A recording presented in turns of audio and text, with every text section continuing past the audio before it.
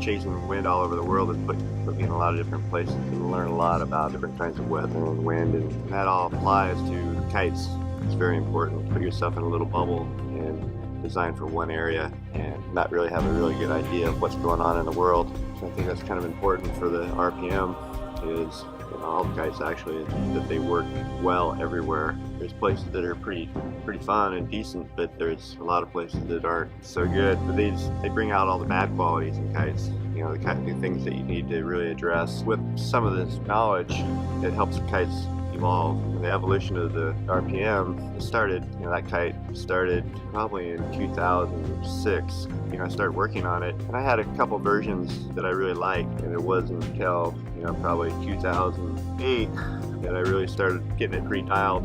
And Yuri Zun was injured at the time and was coming back from an injury, and I talked to him and said, I really want you to try to fly this kite, because I think I'd like to build a kite that you could actually win a world championship on and give you the confidence to take it to a whole new level. So that's kind of that first RPM was the start of that. And then from that point on, it was an evolution of really making a kite that could win a world championship. So now that we've accomplished that 2 times in a row, the new RPM is even more refined. So it's just that evolution of over the years of tweaking a kite makes it really, really good.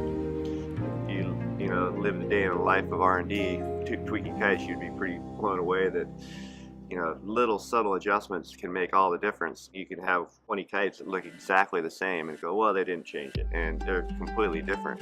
So I think the reason that a lot of people want change because they want new, but they also want to have all the stuff they had plus some new.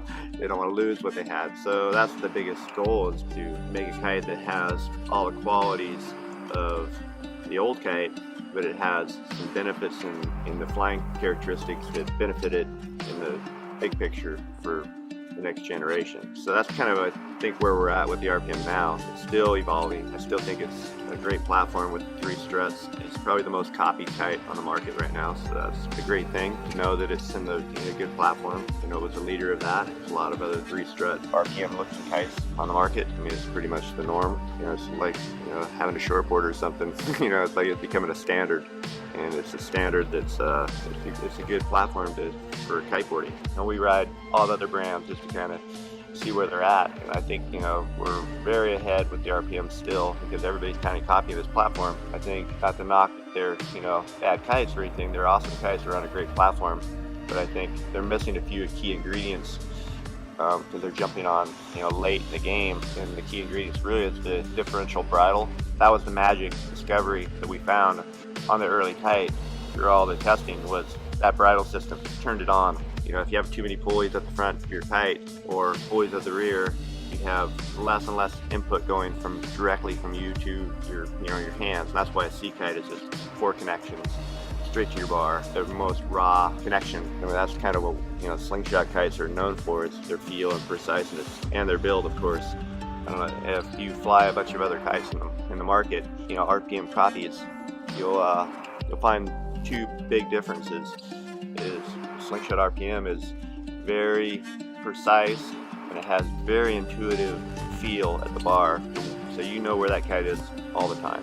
It's all at your fingertips. It's just the strange thing is when the canopy flexes, split strut loads up, it flattens the canopy, but actually the canopy is breathing, it has tension, and gives you this intuitive, subtle feel, but just gives you this feel of, wow, the kite does what I want. It's just like you feel like what the kite's doing at all times.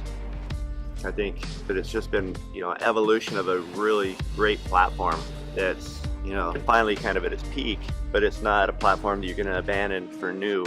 There's nothing that can beat it in its category. So that's our job now, is, okay, what can beat the RPM in its performance? And right now, I don't see anything that can't. I think it's a great kite, and it's going to be a great kite until we build a better one. You can smoke it, and it might just be a better RPM. If you own an RPM 2013, 2012, 2010, 2009, you're stoked because you're riding and the kite's still flying, it works. And if you make the jump from any one of those years up to the new one, you're going to be very stoked. The evolution continues